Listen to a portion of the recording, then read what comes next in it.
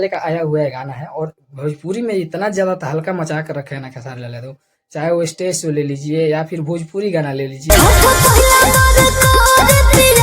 अच्छा या फिर छठ का गीत ले लीजिए, अभी कोई भी गाना ले लीजिए। अगर आप हमारे चैनल पर नए हैं तो वीडियो को लाइक और चैनल को सब्सक्राइब जरूर कर दीजिएगा। चलिए, जब भी ला रहे हैं तभी ट्रेंडिंग में देखिए। अभी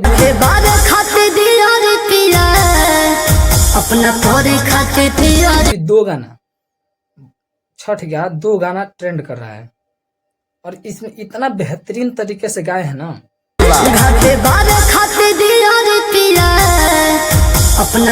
जिसमें आप सुनेंगे तो आप भी कमर लचकाए बिना नहीं रहे। आगे बढ़ते हैं और आगे बढ़ने के बाद बताते हैं। इतना बेहतरीन तरीके से इस गाने को गाए हैं दोनों मिलकर, खेसारी लाल यादव और शिल्पी राज।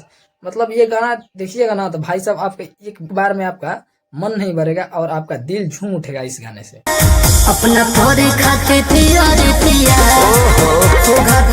मतलब छठ का गीत अगर ऐसा ऐसा लाने लगे ना, भोजपुरी में तो सब गाना लाए हैं, नीलकमल सिंह उनका भी स्थान कुछ अलग है, पवन सिंह, मतलब सब स्टार का छठ का गीत आया है, लेकिन इतने बेहतरीन तरीके से किसी का भी गाना नहीं आया है।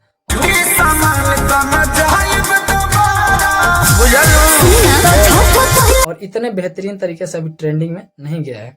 मतलब 2 दिन आए हुए गाने को हुआ है और व्यूज देखिए ना, व्यूज की बरसात हो गई है। मतलब आप सोचेंगे कि यार खेसारी लाल यादव सिर्फ पैसा देकर व्यूज बढ़ाता है, तो वैसा कुछ नहीं है।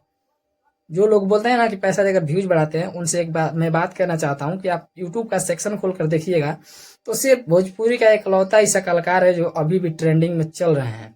बाकी कोई कलाकार है वो चल रहे हैं या नहीं चल रहे हैं उससे हम कोई दिक्कत नहीं है, लेकिन खेसारी लाल यादव ऐसा स्टार है ना जो अभी भी ट्रेंडिंग में चल रहे हैं। अच्छा, और इनका गाना 2-2 गाना छठ का ट्रेंड कर रहा है। बाकी किसी भी कलाकार का आप देखिएगा ट्रेंडिंग लिस्ट उठाकर तो उसमें किसी कलाकार का भी गाना नहीं मिलेगा। बाकी आपको मिलता है किसी नेक्स्ट वीडियो में, तब तक के लिए जय हिंद जय भारत।